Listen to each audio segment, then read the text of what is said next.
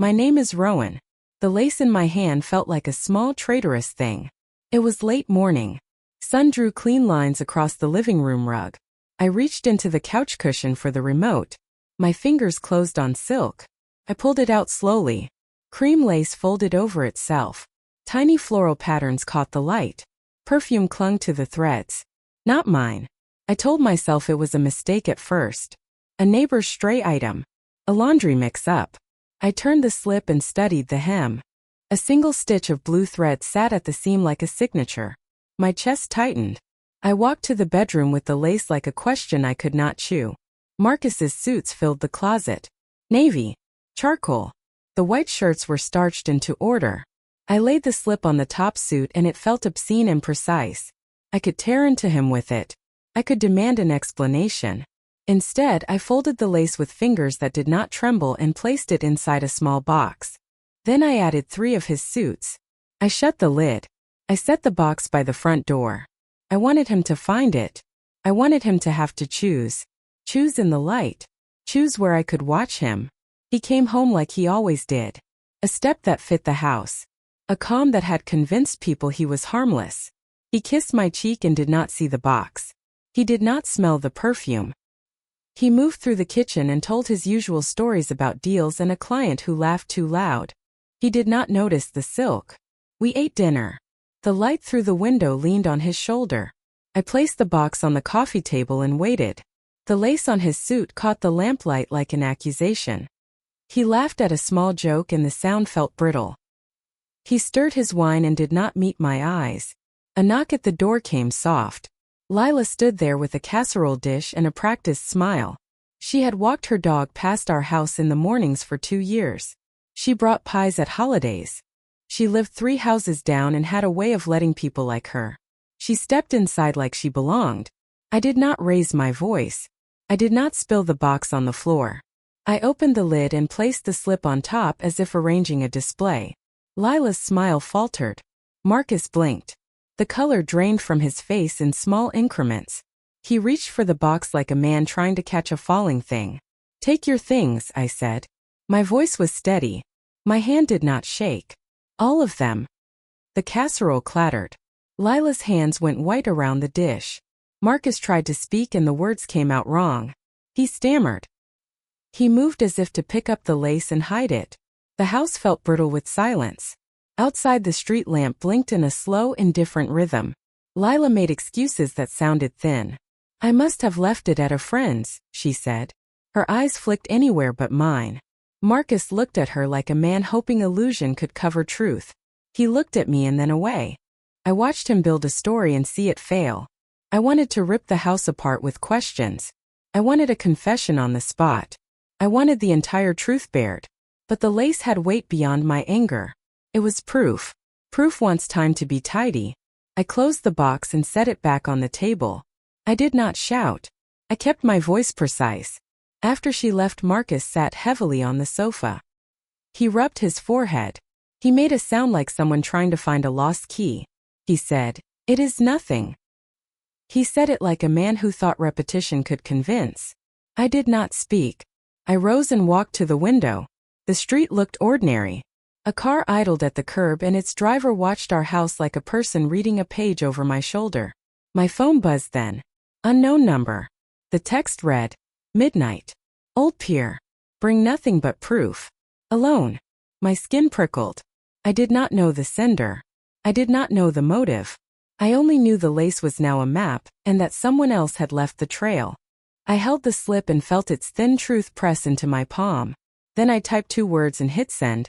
"I'll come." The pier creaked like an old throat swallowing secrets. Midnight air pressed damp against my skin. Lamps along the walkway buzzed faintly, throwing half circles of light onto the boards. The river smelled of rust and cold. I clutched my coat tighter and stepped closer. He was waiting. A tall man, shoulders hunched, cap low. He stood beneath the 3rd lamp, cigarette smoke curling around his face. His voice rasped when he spoke. "You're Rowan." I nodded, careful. "Who are you?" "Doesn't matter," he muttered. "I drive. I deliver. I see things. I keep what doesn't fit. This," he tapped the envelope in his hand, "belongs to you. I reached out slowly. The envelope was heavy. Inside were receipts, photographs, and a dry cleaner's stub. I slid one photo free. Marcus. His hand on Lila's lower back as they entered a hotel lobby. Her smile fixed, his eyes darting. Timestamp. Last Friday night. He had told me he was at the dealership late, closing a deal. Another paper. A hotel suite bill, company card charge. Amount circled in red. A dry cleaning ticket stapled to it. Same suit I had packed into the box. The man watched me read. His eyes were flat. Men like him pay me to stay silent.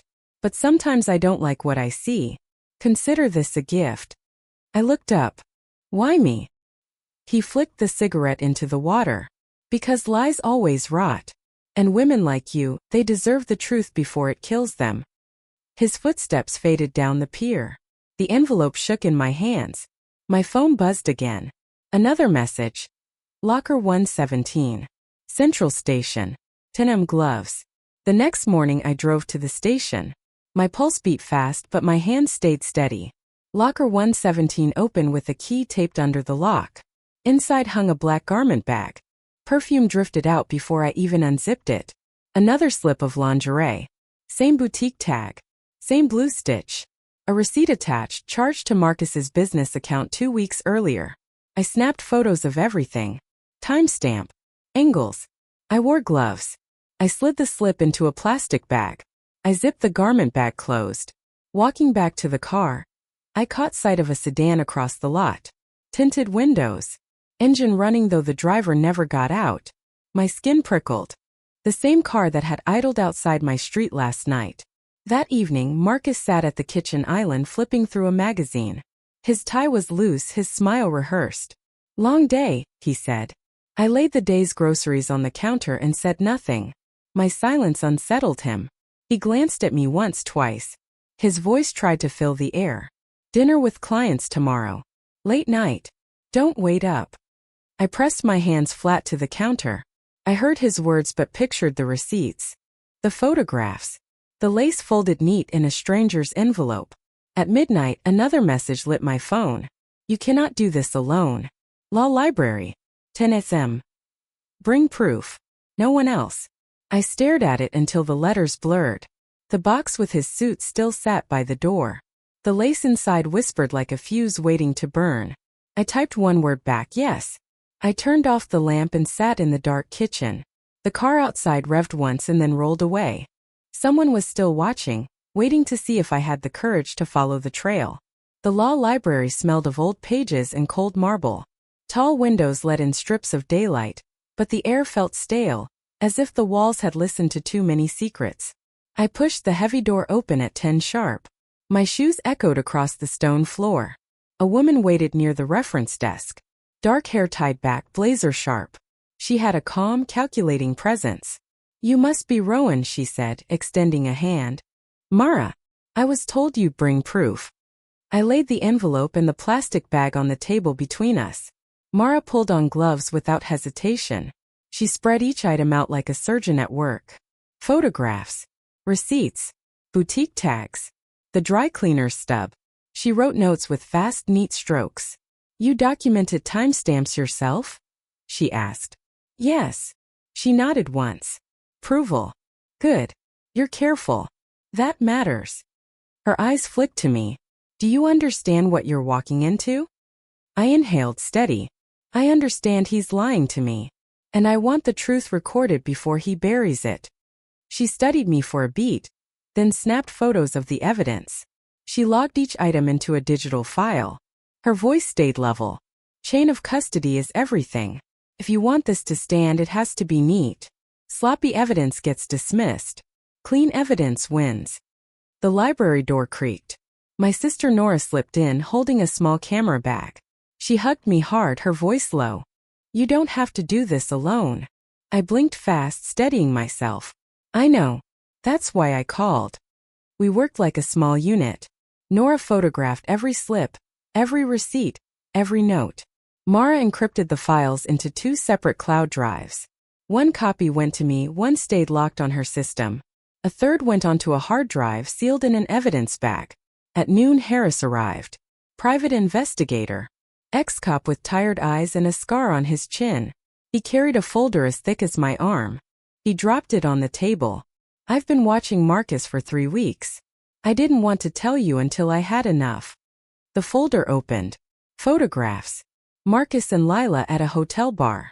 Marcus's car parked outside her house after midnight. Bank statements with transfers that didn't fit. Ledger copies from vendors. Harris tapped a line of numbers. These aren't business dinners. These are boutique charges. Hotel bills. Gifts. All on accounts tied to his company. I swallowed hard. The pieces clicked. One by one, lies forming a wall. Nora whispered. Rowan. He didn't even hide it well. No, Harris said flatly. Because he thought she'd never look. Men like him think their wives don't notice. But someone always notices. I ran a hand over my face. If I move forward, he'll fight dirty. He'll call me unstable. He'll call me vindictive. He'll try to ruin me before I can ruin him. Mara leaned in, her voice precise. That's why we do this right. You'll need allies. You'll need strategy. Evidence isn't enough. You need timing. We packed everything carefully. 3 layers of security. 3 copies. When it was done, I felt lighter, but the fear pressed in again. Because fear always follows proof. That evening, I stepped outside the library and found a folded note under my car's windshield wiper. No envelope. Just a scrap of paper in thick black ink.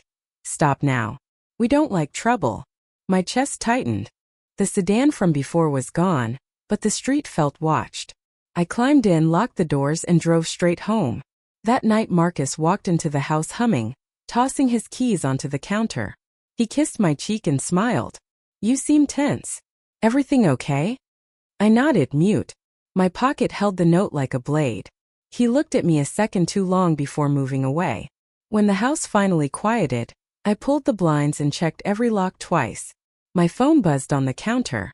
Another message from the unknown number. Tomorrow. Cafe on 8th.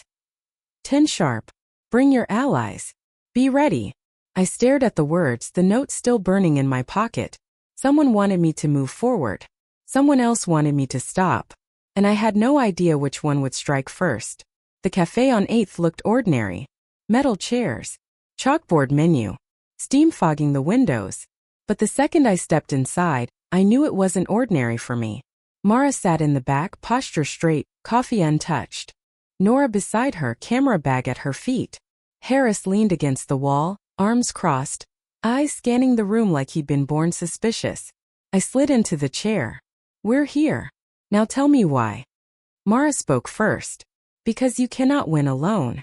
He has money, image, connections. But you have truth and you have us. That combination can cut deeper than any weapon. Harris dropped a manila folder onto the table. I dug more. Marcus isn't just sneaking around with Lila. He's been funneling company money into personal expenses. Vacations. Gifts. Hotel bills. He's stealing from his own business to keep her happy. Nora's jaw tightened. So it's not just betrayal. It's fraud. Exactly, Harris said. And fraud means leverage. Mara leaned in. We're going to build this so strong that when it lands it won't just be scandal, it will be collapse. Legal, public, undeniable collapse. I gripped the coffee mug though my hand shook. So how do we do it? Mara spread out a simple plan. 3 phases. First, document everything. Second, secure allies in positions of authority. Third, choose the stage and the moment. She tapped the folder. Phase 1 is almost done. We'll add tonight's findings. We'll lock it down in 3 places: cloud, physical, and legal. Nora pulled out a flash drive. I've already mirrored the files and backed them up to an encrypted server. Even if Marcus finds 1 copy, 2 more live. Good, Mara said. Phase 2 is allies. We already have me on legal, Harris on investigation, Nora on documentation. But we need 1 more. Someone inside his circle. Someone he trusts. I frowned. That's impossible. Not impossible, Harris said. Risky, yes. But I've got a lead. One of his employees, an accountant, has been uneasy. He slipped me a hint. If we approach carefully, he might flip. People hate watching bosses steal while they take the blame. My pulse quickened. And phase 3? Mara's lips pressed into a line. Phase 3 is timing. He thrives on appearances. He loves stages. We hit him when he's at his most confident, when the maximum number of eyes are watching. The impact will be permanent. The cafe door chimed. I froze, expecting Marcus himself to storm in. But it was only a couple with a stroller. They ordered lattes, laughter filling the air. My chest unclenched slowly. Still, Harris kept his eyes on the street. That car with tinted windows followed you again. I caught a glimpse. Same plates as last night. You're being watched, Rowan. And not just by us. I swallowed hard. So what do I do? You do nothing reckless, Mara said firmly. You live your life exactly as usual. You let him believe he's safe. Meanwhile, we prepare. Nora reached for my hand under the table. Her grip was warm, grounding. Rowan, listen. You're not weak. You've been silent too long, but silence doesn't mean powerless. You have the truth now. And when the time comes, you'll have the stage. I exhaled slowly. Then we need a date. An event. Harris's mouth twisted into a grim smile. Already chosen. The annual charity gala. Marcus is scheduled to give the keynote speech. The entire board will be there. Investors, clients, media. Perfect audience. Mara nodded. That's where it ends for him. We'll prepare the evidence. We'll build the reveal. And when he opens his mouth, we'll cut it shut with facts. My coffee sat untouched. My hand stopped shaking. For the first time since I found the lace, I felt something sharper than fear. Determination. But when I left the cafe walking back toward my car, I saw it again. The black sedan. Engine running. This time the window rolled down an inch. A man's face in shadow. He raised a phone, snapped a photo, and then pulled away. I stood frozen on the sidewalk, the cold air burning my lungs. Whoever he wasn't just watching. He was recording me. And that meant the game was about to get dangerous. We had a date on the calendar. The charity gala was 10 days away. Marcus loved that night. He loved the lights. He loved the applause. He loved the mirror of people who believed him. That made it predictable. That made it vulnerable. We met in pieces. Mara at dawn for paperwork. Harris at dusk with new footage. Nora at midnight with backups. Each of us held a role and we practiced it like a small private army. Mara drew the sequence on a legal pad. First, she said, we secure the evidence chain. Second, we coordinate technical control of the presentation. Third, we stage the reveal. Fourth, we protect you and your daughter. Her pen tapped a rhythm like a metronome. I learned legal phrases I had never used. Chain of custody. Subpoena. Protected disclosure. Mara explained them simply. You are not filing a public accusation yet, she said. You are preserving facts. Public comes only when we can protect you from countersuits and threats. Harris handed me a list of locations where Marcus disappeared at night. He circled names in red. These places align with his card charges. I have a contact at the hotel who will verify timestamps. We will get the lobby footage and clean copies of receipts. If he claims a client dinner, we will have the list of attendees. If they do not exist, he lies in front of witnesses. Nora worked on the optics. She practiced recording the reveal angle so the video would be undeniable. No shaky footage, she said. Clear frames. Names visible. Dates stamped. Make it impossible to spin. She showed me a mock-up of the projector screen with the first image. A photograph of Marcus and Lila in the hotel, timestamp visible beneath. We chose the gala's main ballroom for the reveal. Marcus would speak at the head table. The projector would be in the back. Harris would control the feed from a locked laptop. Nora sat in the front row with the backup drive in her clutch.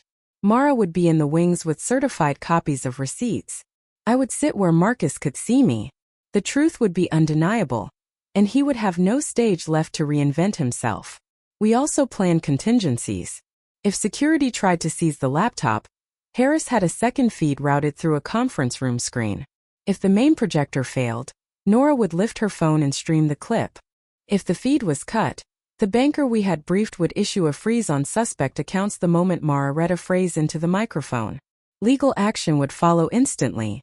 Mara's voice was steady as she ticked boxes. We will send an anonymous tip to the charity director to expect an urgent presentation about fraud. They will not suspend the event. They are compelled to allow discourse. We will not ambush. We will request to present facts. That makes it harder for him to claim a smear. The night before the gala we rehearsed. Harris clicked the remote. The screen flashed with receipts, hotel footage, charges highlighted in red. Each clip rolled like a drumbeat. Nora whispered the cue. Mara practiced reading the legal line that would trigger the bank to act. I practiced breathing. That same night a car idled outside my house. I watched from the blinds. The tinted windows glowed. A figure stepped out. He walked to the curb and took a photo of the porch. Then he vanished like a shadow swallowing a light. I called Harris. He swore quietly and said he would tail the car for a while. Sleep felt shallow. I imagined the room full of people. I imagined Marcus standing and saying words that would sound hollow now.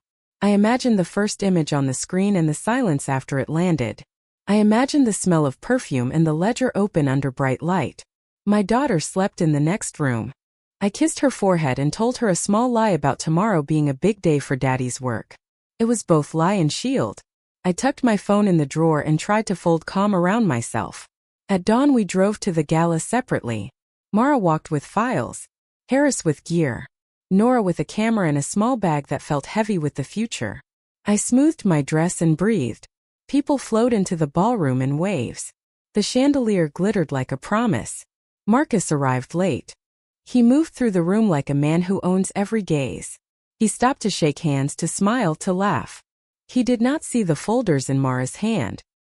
He did not see the drive Nora pressed into her purse.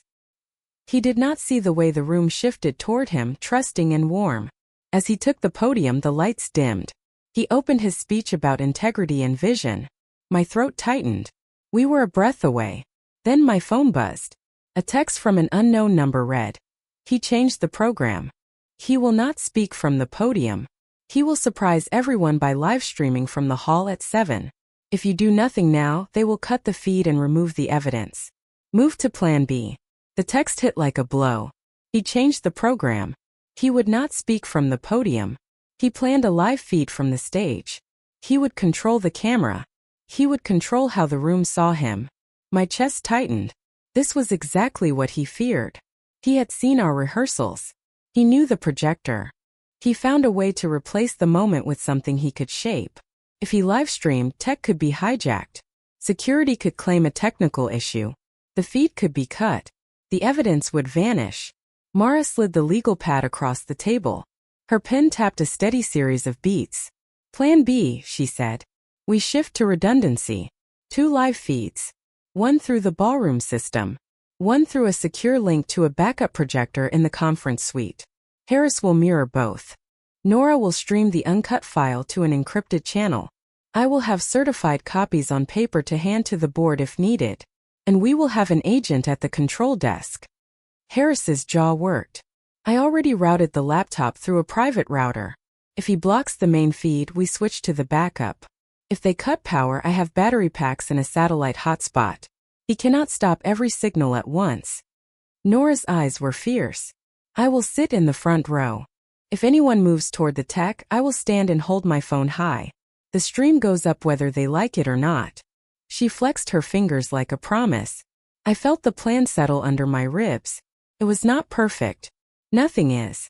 But it had teeth. It had people who would not look away. It had lawyers and backups and a private investigator who did not flinch when danger knocked. We moved like rehearsed ghosts. Harris checked the laptop. Mara placed the sealed legal packet in a pouch and tucked it into her bag. Nora hid the backup drive in a camera case. I straightened my dress and walked toward the ballroom. The room hummed with polite talk. Wine glasses chimed. People smiled. Marcus entered with a different rhythm. He moved like a man who had found a loophole and planned to exploit it. He whispered to the event director, who nodded and walked to the control desk. My pulse thudded. The director hit a control and a technician surreptitiously swapped a cable. The lights dimmed for Marcus's moment. He did not go to the podium. He stood on the edge of the stage and called for the room's attention. The live feed began. On the screen flashed his face, bright and flat. He spoke smooth words about partnership. Cameras panned the audience. The feed looked polished. He had one advantage. The image seemed to show him everywhere at once. His smile traveled on walls. Harris whispered through my earpiece. Now. His voice was soft but urgent. He hit the remote. The projector in the back stuttered. The image on the ballroom screen snapped to our first photo. Marcus blinked. He tried to laugh, but the crowd stilled. The main livestream did not cut. The technicians at their desks frowned and reached for consoles. The director moved fast, but Harris had already done his work. The conference suite screen came alive with our feed. Nora stood and raised her phone. The encrypted channel lit up with the files. The audience had 2 images now. 2 places. One truth multiplied. Marcus swore. His face went raw. He barked orders. Event staff tried to pull cables. A suited man by the stage moved toward us. Harris blocked him with a small frame of muscle. The man stepped back, surprised at resistance. Then the lights died. The room plunged into dark like an ocean swallowing a shore. Glass chimed in a panicked chorus. People shouted. The feed on the ballroom screen froze in a flash of static. My heart hammered so loud I could feel it in my teeth. Harris's voice was a blade in my ear. Switch to battery now. Nora pushed the stream. Mara, get the packet ready to hand to the director. Rowan, stay seated and let the facts speak. The staff fumbled with emergency lights. Someone tripped. A low hum built as generators tried to kick in. The director cursed and grabbed headsets. In the confusion, a security man moved toward Nora. His hand went for her phone. I lunged across the aisle before I thought. My palm knocked his wrist. The phone slid like water across the table. Nora snatched it up. She screamed as she hit the stream. The encrypted channel took the files and pushed them live to the internet. The image rolled again. Receipts. Hotel footage. A ledger line with charges circled in red. A hush fell that felt like a verdict. The darkness could not swallow the truth now. The files lived beyond the room, in the hands of people watching elsewhere, in the inboxes of investors and reporters. Marcus snapped. He tried to charge toward the control desk, but 2 men in dark suits barred him. They were not event staff. A voice cut through the pandemonium. It was low, authoritative. Security, stand down. The man in the dark suit flashed a badge at the nearest technician. Special investigator. You are to surrender all corporate records and remain on site. He stepped into the light like a claim. Marcus froze, the color draining from his face.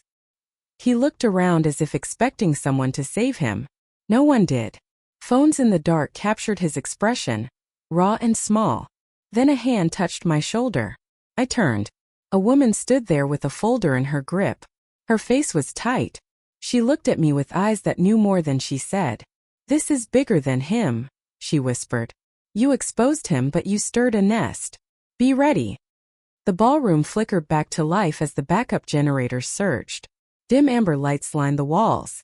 Faces came into view, pale and rigid. The air smelled of wine and fear. Every eye locked on Marcus. The screen glowed again.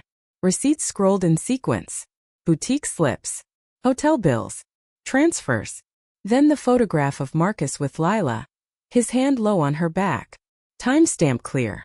Room number visible. The audience gasped as if one voice. Nora's stream pushed the same files online. Notifications chimed as phones buzzed. Screens across the room lit up. Guests read in real time, scrolling proof. Whispered curses cut through the silence. Marcus raised his hands. This is doctored. His voice cracked. He tried to laugh. Come on, you all know me. I built this company with sweat, not lies. He pointed at me, trembling. She's jealous. She's staging this. She hired someone to fake these files. Harris stepped forward. His voice was flat. The hotel's security cameras confirm it. I pulled the footage directly. Time-stamped. Verified by staff. Mara produced the sealed packet and walked to the head of the board table. These are certified documents. Independent copies from vendors, banks, and the company's own accountants. They're notarized. If you want to dismiss the video, you cannot dismiss paper sealed under law. The chairman of the board broke his silence. His voice was cold. Marcus, did you charge these to company accounts? Marcus shook his head violently. No. Absolutely not. But Harris opened a second folder. Ledger extracts. Your initials. Expense codes. Multiple charges marked business development. Same dates as the hotel receipts. Same vendors. And here, he flipped to a final page, is a signature authorization. Yours. The room roared. Investors stood. One woman slammed her chair back. You stole from us. Another man shouted. We trusted you with millions. Phones lifted higher. People recorded. The live stream chat blew up. Nora whispered into my ear. It's trending. Hundreds are watching already. This isn't just a reveal, Rowan. This is public. Lila, who had stood frozen near the back, finally broke. Marcus, you told me you were free. You told me the money was yours. You said your wife. She cut herself off, eyes darting to me, then back to him. Her voice shook. You lied to me too? Marcus lunged toward her, desperate. Lila, don't. Stop talking. Please. But she pulled away. Her face blanched. I can't be part of this. Gasps rippled across the ballroom. Marcus's mask cracked. Sweat poured down his temple. He turned on me, eyes sharp as glass. You wanted to destroy me. Congratulations. But you'll come down too. I'll drag you through court. I'll take everything. Mara's voice cut like steel. You'll have no ground. You signed the mortgage with falsified income reports. You siphoned money. You broke fiduciary duty. You lied to your investors. You will stand trial, Marcus. And every document here will testify against you. The board chairman stood. He extended his hand for Mara's packet. She placed it firmly in his grip. He read fast, jaw tight, then looked up. Effective immediately. Marcus Caldwell is suspended from his role as CEO pending investigation. Security, escort him out. Marcus howled. No. You cannot do this. This is my company. He lunged forward. Harris and two guards caught him by the arms. He thrashed, shouting.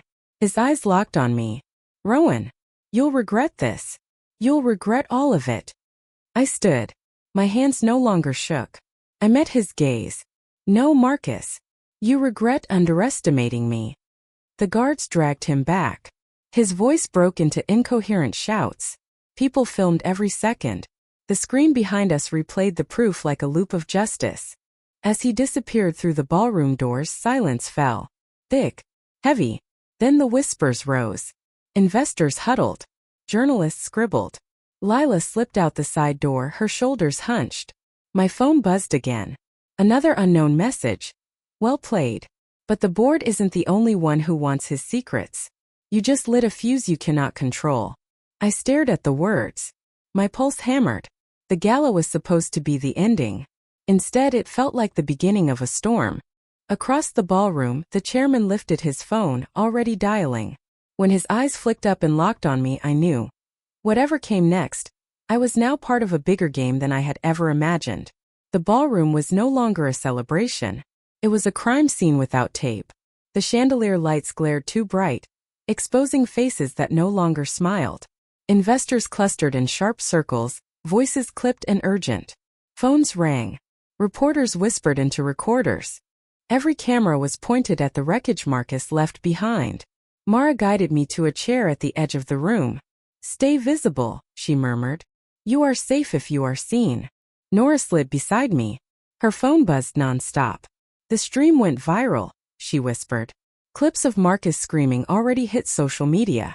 They're calling him the fraud husband. Hashtag suit and lies is trending. I closed my eyes for a beat. The sound of Marcus's shout still rang in my ears. Across the room, the chairman of the board barked into his phone. Freeze all outgoing transfers. Yes, immediately. Contact the auditors. No, do not wait until morning. Do it now. He snapped the phone shut and addressed the investors. We will protect our capital. Tonight changes everything. Harris stayed near the ballroom doors. He scanned every exit, jaw locked. When a man in a gray suit tried to slip out quietly, Harris stepped in his path. ID. The man stammered and turned back into the room. Lila had not returned. Her absence was a statement sharper than any word. She was gone and everyone noticed. Then a new sound. The pop of camera flashes. A pair of journalists pushed through the crowd. "Mrs. Caldwell," one called, voice slicing the hum. "Did you know about your husband's fraud before tonight?" Dozens of faces swung toward me. My stomach knotted, but my voice stayed even. I knew something was wrong. I collected proof. Tonight was about truth. The second journalist pressed harder. Was this revenge? Or justice? I lifted my chin. Both. He betrayed me as a wife. He betrayed them as investors. Betrayal has consequences. The room buzzed again, louder, like bees shaken in a jar. Some nodded. Some frowned. But none doubted. Mara placed a hand on my arm. "Enough talking. You've said what you need to." She faced the journalist's, voice crisp. "Further questions will be answered through legal channels." The ballroom doors banged open. 2 uniformed officers entered, followed by a man in a dark suit with an FBI badge. Gasps cut the air. The agent's voice was calm but firm. "We are here for Marcus Caldwell. He has been detained on site. All relevant company records are to be surrendered immediately." The chairman nodded stiffly. "Already secured." He handed over the packet Mara had prepared. The agent's eyes flicked toward me. "Mrs. Caldwell, your cooperation has been noted. You may be contacted for formal testimony." A hush followed his words. Then whispers spread. Some pitied me. Others envied me. All judged. Harris moved closer, voice low. "That car with tinted windows? They're outside again. Watching. Not law enforcement. Someone else." The agent turned, catching the edge of Harris's words. His gaze sharpened. "Be cautious. Exposing a fraud doesn't just topple one man. It shakes every branch he leaned on. Someone will not like that." My throat tightened. "So this isn't over?" The agent shook his head once. "It rarely is." He left with his team, the weight of law trailing behind him. The ballroom emptied slowly. Investors stormed out, furious and pale. Reporters lingered at the edges, hungry for scraps. The board huddled near the stage, arguing in low tones. Nora slipped her hand into mine. "You did it, Rowan. You actually did it." But outside the tall windows I saw the black sedan again. Engine idling. Headlights cutting white stripes across the lawn. And this time I knew they weren't just watching. They were waiting. As I gathered my bag, my phone buzzed. A new message. "You've hurt powerful men. If you walk out alone, you won't reach your car. Decide carefully." Morning light spilled across the blinds, but the world outside did not feel like morning. It felt like aftershock. My phone had buzzed through the night, vibrating on the nightstand with every new alert. By dawn, my name and Marcus's filled the headlines. CEO caught in fraud scandal. Fraud husband exposed at charity gala. Wife outsmarts husband with receipts and video. I scrolled until my eyes blurred. Clips from Nora's stream had been shared thousands of times. Marcus's red face, his shouts, his collapse into the arms of security, looped endlessly with captions that mocked him. A knock rattled the door. My sister Nora slipped inside, a bag of pastries in hand. She set them on the counter and hugged me hard. "It's chaos out there, Rowan. Reporters are camped at the end of your street. Harris is parked nearby watching. Mara's been fielding calls since dawn. The FBI wants a formal statement." I sank into the chair, exhaustion heavy. "And Marcus?" Nora's expression sharpened. "Held overnight. They'll arraign him soon. But he's not the only problem. The board wants to distance themselves. Some are claiming ignorance. Some are pointing fingers at each other. And then there's the car." I froze. "The sedan." She nodded. "Harris tailed it. Not local plates. Registered to a shell company. Whoever's behind it has money. And they're invested in keeping Marcus's secrets buried. Or in punishing anyone who digs too far." I rubbed my temples. "So this doesn't end with Marcus?" "No," Nora said quietly. "It starts with him." The door buzzed again. This time it was Mara. She carried a laptop and a folder thick with paper. "Rowan," she said, her tone clipped. "We need to prepare. The press will want you on camera. My advice. Say little, stay factual, no emotional outbursts. If they paint you as hysterical, they protect him. We won't let that happen." I opened the folder. Inside were copies of everything we had gathered, photographs, receipts, certified statements. Mara had organized them into a timeline. Reading it like a story, I realized how damning it was. Not just betrayal of me. Betrayal of law, of trust, of money. Today, Mara said, is about cementing the narrative. You are the woman who uncovered fraud. You are the whistleblower who stood against lies. Stay in that role and the board cannot smear you. Investors cannot silence you. They need you as much as you need them. My stomach clenched. And the threats. Harris stepped in from the porch, eyes sharp, voice low. We handle them. That car hasn't moved this morning, but they know we know. If they escalate, we escalate back. You're not walking into this blind. The clock on the wall ticked heavy. Each sound pulled me closer to the truth. My life would never return to quiet. By afternoon, reporters lined the driveway. I stepped outside, flanked by Mara and Harris. Flashbulbs blinded. Microphones shoved forward. Voices barked questions. Mrs. Caldwell, did you plan this for months? Was this revenge or justice? Did you always know your husband was cheating? I lifted my chin, my voice calm. This was about truth. Betrayal has consequences. What happened last night was not revenge, it was exposure. The shouts rose louder. Harris guided me to the car. Mara slipped into the seat beside me. As we drove, I caught sight of the black sedan in the mirror. Still there. Still watching. At the courthouse, cameras flashed again. Marcus was led inside in handcuffs, his head down. His lawyer barked at the press. Lila was nowhere to be seen. The board members arrived in silence, their faces pale. Inside the courtroom, whispers followed me like shadows. The judge set the date for Marcus's hearing. Bail was argued, debated, denied. Gasps echoed. Marcus glared at me across the room, his eyes promising retribution. When we stepped outside, my phone buzzed again. A new message from the unknown number. The board will cut deals. Be careful who you trust. The secrets go deeper than Marcus. The sedan pulled up across the courthouse. The window rolled down. A man in sunglasses leaned out just enough to show a smile that wasn't friendly. Then he lifted his phone and snapped a photo of me before driving away. The trial date was set. Marcus would not walk free, not yet. The house that once echoed with his voice now stood silent, mine alone. Each room felt both emptier and freer. The suits were gone. The perfume was gone. Only dust and memory remained. But outside, the world did not forget. Reporters still waited at corners.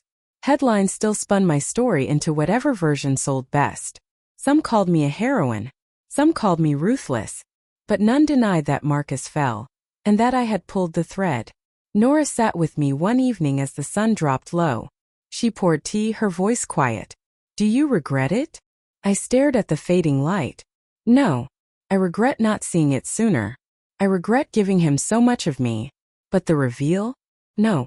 That was truth, and truth never deserves regret. Harris stopped by, leaning on the porch rail. The sedan hasn't come back. Whoever watched you is pulling back, at least for now. He paused. But they might resurface. People with money don't lose quietly. Mara called later. The board is fracturing. Some want to salvage the company. Some want to burn it down. Your testimony will shape which path they take. Be steady, Rowan. Your words carry weight now. I realized then that the storm wasn't truly over. Marcus was only the first wave. But I wasn't afraid anymore. Fear had already tried to silence me, and I had spoken anyway. Weeks passed. I rebuilt my routines. I cooked dinner for my daughter. I walked through parks without looking over my shoulder every second. Life crept back piece by piece. It wasn't the same. It would never be the same. But it was mine. One morning I opened the door to find a single envelope on the porch. Inside was a photograph, Marcus in court, pale and furious, his head bowed under fluorescent lights. No note. Just the image. Proof that the world had seen him fall. Proof that nothing he did in the dark would ever stay hidden again. I pinned the photo inside a drawer. Not as a trophy. Not as revenge. As a reminder. A reminder of what silence costs and what truth restores. Because revenge wasn't fire in the end. It wasn't shouting or screaming, or even the reveal on the big screen. Revenge was steady. Revenge was patient. Revenge was choosing not to break when someone tried to define me as small. He called me weak. He called me blind. He called me nothing. But the truth proved otherwise. Now I sit here telling you this because maybe you need to hear it. Maybe you've been made to feel invisible. Maybe someone called you useless or weak or unworthy. Let me tell you what I learned. You are none of those things. You are stronger than they want you to believe. When betrayal comes, and it always comes, you have a choice. You can hide. Or you can gather proof. You can build allies. You can plan. And when the time is right, you can reveal the truth in a way they can never bury. That is what I did. That is what saved me. And it can save you too. So if you stayed with me through this story, ask yourself, what truth are you holding back? What would happen if you brought it into the light? Do not let anyone write your ending. Write your own. And if you want to hear more stories like mine, stories of betrayal, of justice, of women who refuse to break, then stay here. Subscribe. Watch. Share. Because the more we tell these stories, the less power the liars have. This is not the end. This is the beginning.